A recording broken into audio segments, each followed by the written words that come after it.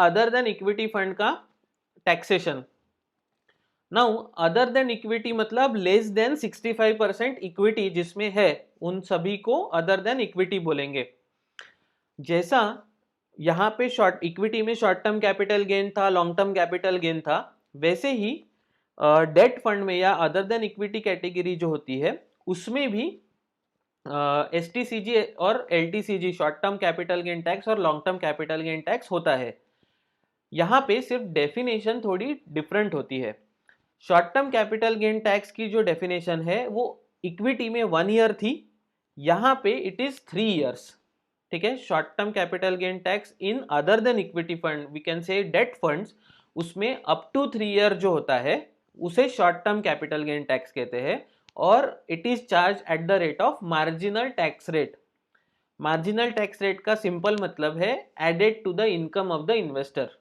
जैसा डिविडेंड का होता है ट्रीटमेंट, वैसा ही अप टू 3 ईयर आप कभी भी डेट फंड से पैसा निकालेंगे तो आपके इनकम के हिसाब से उसका टैक्सेशन होगा, ये सिंपल है।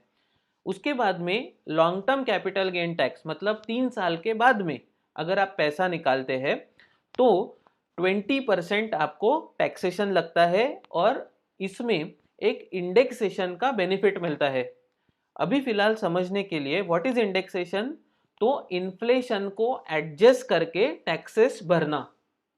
एक बार वापस रिपीट कर रहा हूं, इंडेक्सेशन मतलब क्या होता है, महंगाई को, इन्फ्लेशन को एडजस्ट करके टैक्सेशन भरना इज कॉल्ड इंडेक्सेशन।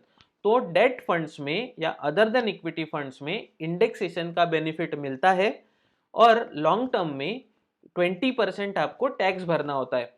ठीक है, इसमें बेस्ट पार्ट क्या है कि आपका एज अ इन्वेस्टर आपका इनकम स्लैब कोई भी हो, 30% का भी होगा तो भी 20% ही टैक्स भरना है। तो it is good for those जिनका टैक्स स्लैब 20% से ज्यादा है, मतलब 30% है, 20% या 30%, but it is worst for those जिनके लिए जिनका टैक्स स्लैब 10% का ही है, उनको भी 20% टैक्स भरना होता है। बट ये इंडेक्सेशन बेनिफिट के वजह से ये अच्छा हो जाता है, मतलब इसमें बहुत मिनिमल टैक्सेस पे करने होते हैं। क्लियर है? अभी एग्जाम के लिए याद रखना है आपको कि 3 साल के पहले short term capital gain tax, 3 साल के बाद में लॉन्ग टर्म टैक्स रेट, 3 साल के पहले तो इनकम में ऐड हो जाएगा, 3 साल के बाद में 20% विथ इंडेक्सेशन, ये ऐसे का ऐसा याद रखना है। डिविडेंड डिस्ट्रीब्यूशन टैक्स या DDT, tax on dividend, it is added to again income. और अच्छी बात यह है कि सिक्योरिटीज ट्रांजैक्शन टैक्स जो है वो डेट फंड्स में या अदर देन इक्विटी कैटेगरी में नहीं लगता है। क्लियर है?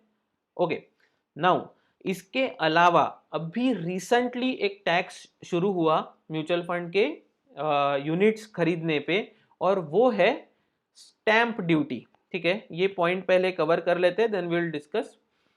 Okay, in case of okay, this is very important point, इसीलिए सेपरेट स्लाइड पे रखा हुआ है।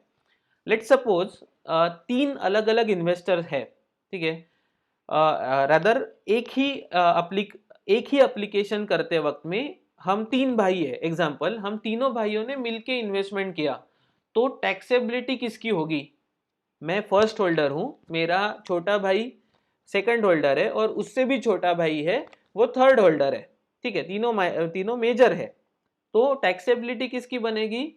तो जो फर्स्ट होल्डर है उसकी टैक्सेबिलिटी बनेगी। जो हमेशा म्यूचुअल फंड में आप कोई भी सिचुएशन ले लीजिए, जो फर्स्ट होल्डर होगा उसकी टैक्सेबिलिटी रहेगी। यही ये सेंटेंस है। In case of joint holding the income be it a capital gain और a dividend would be considered to have been earn by the first unit holder. Taxability जो है वो फर्स्ट यूनिट होल्डर की बनेगी। Clear है? Okay, now ये STCG, LTCG, dividend, tax on dividend और STT, इसके बाद में और एक टैक्स लगता है, that is what called as a stamp duty. और ये एकदम नया नवेला है। कब लगा? 1 जुलाई 2020।